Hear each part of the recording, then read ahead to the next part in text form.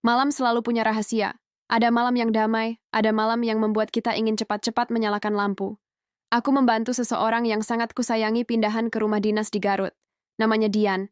Ayahnya bekerja di sebuah bank pemerintah, dan kali ini penempatannya di kota kecil yang sejuk itu. Rumah dinasnya bergaya kolonial. Halaman luas, 2 pohon mangga di depan, 1 di belakang. Siang hari tampak cantik, rapi, dan terang. Namun menjelang sore, bayang-bayang di dinding terasa lebih panjang, dan udara menjadi sangat sunyi. Aku memeriksa bagian belakang rumah. Ada garasi terbuka yang lama tak dipakai, ada gudang kecil, kamar mandi luar, dan sebuah sumur tua yang tertutup papan. Aku menggeser papan penutup itu sedikit karena penasaran. Saat itulah aku merasa ada hembusan dingin dari arah sumur. Bukan angin dari luar, rasanya datang dari bawah.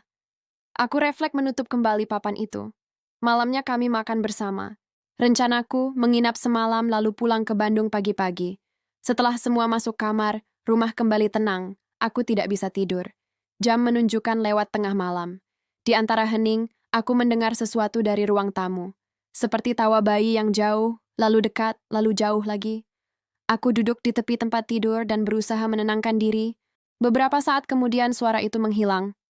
Aku menarik napas lega. Tapi ada kebutuhan yang tidak bisa ditunda. Aku harus ke kamar mandi. Kamar mandi dalam sedang terkunci. Aku memilih kamar mandi luar, yang berada di dekat sumur dan garasi. Saat membuka pintu belakang, udara dingin menyentuh kulit. Di kegelapan, garasi dan halaman tampak seperti foto hitam putih. Aku berjalan cepat melalui selasar dan masuk ke kamar mandi. Selesai dari kamar mandi, aku melangkah kembali. Aku melihat papan penutup sumur tidak berada pada posisinya. Papan itu sedikit bergeser, seolah ada angin yang mendorong dari bawah.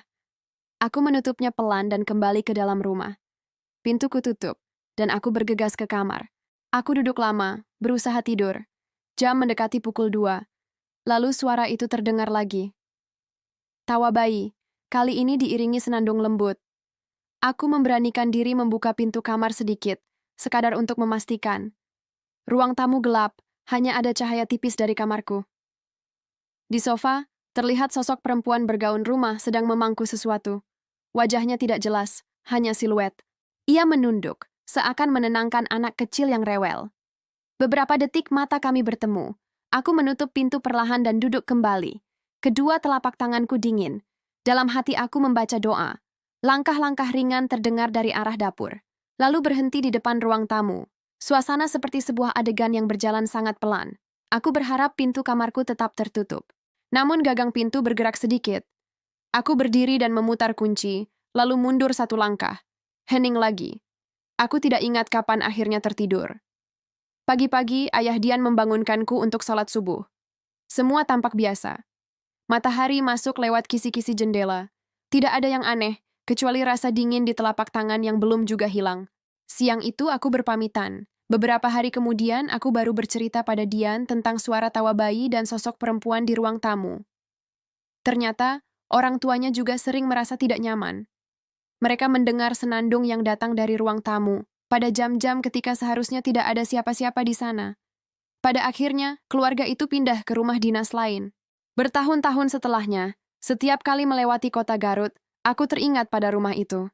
Pada hembusan dingin dari sumur tua, pada senandung yang tidak jelas berasal dari mana, dan pada sosok yang duduk di sofa, menunduk tenang, seakan menjaga sesuatu yang tak kasat mata. Aku tidak menaruh benci pada rumah-rumah seperti itu. Aku hanya belajar untuk mengetuk pelan, mengucap salam, dan berdoa. Karena kadang, yang tinggal lebih dulu di suatu tempat hanya ingin diingat dengan sopan. Sanggamara 999. Rumah bukan hanya dinding dan atap. Ia menyimpan jejak, kenangan, dan kadang bisik-bisik masa lalu. Masukilah setiap tempat dengan doa, adab, dan ketenangan. Yang terlihat menakutkan belum tentu bermaksud menakuti. Sebagian hanya meminta kita untuk lebih peka dan menghormati.